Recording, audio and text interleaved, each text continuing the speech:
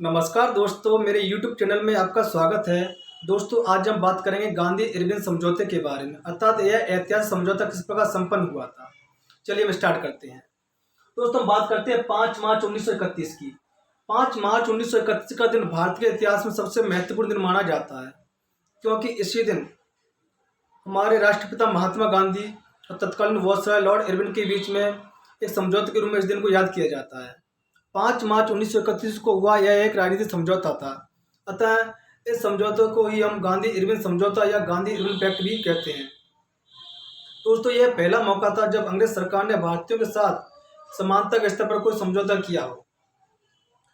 दोस्तों, इस समझौते का मुख्य कारण क्या था, किस वजह से अंग्रेज सरकार को समझौता करना पड़ा, इसको समझने के लिए हमको सबसे पहले गांधी जी के द्वारा चलाए गए नमक कानून को समझना होगा। दोस्तों, गांधी जी ने मार्च अप्रैल 1930 को नमक सत्याग्रह शुरू किया था, जो कि उन्होंने दांडी पहुंच करके नमक हाथ में लेकर के इस नमक कानून को भंग किया था। इस नमक जो आंदोलन था, नमक कानून को भंग करने का गांधी जी का मुख्य कारण यह था क्योंकि अंग्रेज सरकार ने स्वतंत्र रूप से नमक बनाने और उसके व्यापार पर पूरी तरह से प्रतिबंध लगा दिया था, जिसकी वजह से भारतीयों को अंग्रेजों से ऊंचे दामों पर नमक खरीदना पड़ता था। जिसका मुख्य कारण यह भी था कि अंग्रेज सरकार ने नमक के ऊपर भारी टैक्स लगा दिया था। अतः इस टैक्स के विरोध में गांधी जी ने अपना नमक सत्याग्रह शुरू किया था। दोस्तों, यह एक ऐतिहासिक सत्याग्रह था। इस ऐतिहासिक सत्याग्रह में गांधी जी ने अपने 78 अनुयायियों के साथ मिलकर के अहमदाबाद के साबरमती आश्रम से इस आंदोलन की शुरुआत की, जो कि यह शुरुआत 12 मार्च 1930 को की गई थी एवं 5 अप्रैल 1930 को गांधी जी अपने 78 अनुयायियों के साथ मिलकर पैदल ही दांडी तक यात्रा उन्होंने पूरी की एवं 6 अप्रैल 1930 को दांडी में समुद्र के किनारे पहुंचकर गांधी जी ने नमक हाथ में लेकर के नमक कानून को भंग किया। जब इस घटना की जानकारी अंग्रेज सरकार को पड़ी तो उन्होंने पुलिस के माध्यम से जो सत्याग्रही थे उनके ऊपर अंधाधुंध लाठियां बरसाई, जिसकी वजह से काफ़ी सत्याग्रही बुरी तरह से घायल हो गए थे। लेकिन उन सत्याग्रहियों में इतना जुनून था कि वो पीछे हटने के लिए बिल्कुल तैयार नहीं हुए, जिसकी वजह से अंग्रेज सरकार ने सभी सत्याग्रहियों को गांधी जी के साथ गिरफ्तार कर लिया। लेकिन दोस्तों, इस गिरफ्तारी के बाद भी इस आंदोलन में कोई कमी नहीं आई, बल्कि इस आंदोलन की और प्रगति हुई तथा इस आंदोलन की वजह से ही भारत के जो लोग थे उनका ध्यान इस आंदोलन की ओर आकर्षित हुआ एवं जो अंतर्राष्ट्रीय मीडिया थी, अंतर्राष्ट्रीय मीडिया में भी इस घटना ने अपनी जगह बनाई, जिसकी वजह से जो लॉर्ड इरविन थे उनकी मुश्किलें बढ़ गई।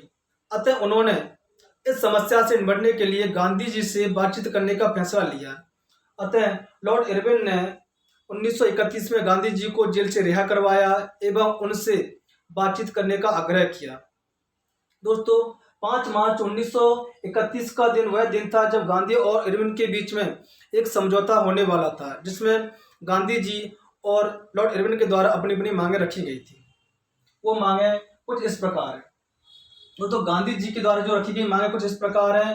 गांधी जी की पहली मांग यह थी कि उन्होंने कहा कि जो जेल में बंद जितने भी कैदी हैं, अर्थात उन कैदियों में से हिंसा के आरोपियों को छोड़ करके जितने भी राजनीतिक जो बंदी है उनको रिहा किया जाएगा। एवं गांधी जी की दूसरी मांग यह थी कि जो भारतीयों को समुद्र के किनारे नमक बनाने का अधिकार दिया जाएगा। गांधी जी की तीसरी मांग यह थी कि जो भारतीय हैं वे शराब की दुकानों एवं विदेशी वस्त्रों की दुकानों के सामने प्रदर्शन कर सकेंगे। एवं गांधी जी की चौथी सबसे महत्वपूर्ण मांग यह थी कि आंदोलन के दौरान जिन्होंने भी अपने पद से इस्तीफा दे दिया था उन्हें उनके पद पे वापस से बहाल किया जाएगा। एवं गांधी जी की पांचवी मांग एवं अंतिम मांग यह थी कि आंदोलन के दौरान जो भी संपत्ति जब्त की गई है वह संपत्ति उनको वापस की जाएगी। इस प्रकार गांधी जी ने अपनी 5 मांगें रखी थी। इसके पश्चात लॉर्ड इरविन ने भी अपनी कुछ मांगें रखी थी। लॉर्ड इरविन के द्वारा रखी गई पहली मांग यह थी, लॉर्ड इरविन ने कहा कि गांधी जी सबने अवज्ञा आंदोलन को तुरंत ही इसको स्थगित कर देंगे। एवं लॉर्ड इरविन की दूसरी मांग यह थी कि कांग्रेस इंग्लैंड में होने वाली दूसरी जो गोलमेज सम्मेलन में उसमें भाग लेगी। एवं लॉर्ड इरविन के द्वारा रखी गई तीसरी मांग एवं अंतिम मांग यह थी कि गांधी जी जो पुलिस के द्वारा जो जाति की गई है उसकी जांच की मांग को छोड़ देंगे। इस प्रकार दोस्तों 5 मार्च 1931 का यह ऐतिहासिक दिन जो ऐतिहासिक दिन था, इस दिन गांधी और इरविन के बीच में जो मांगें रखी गई थी उस पर सहमति बन गई। एवं इसी दिन जो मांग पत्र था उस पर दोनों के हस्ताक्षर हो गए। इस प्रकार यह समझौता संपन्न हुआ। धन्यवाद।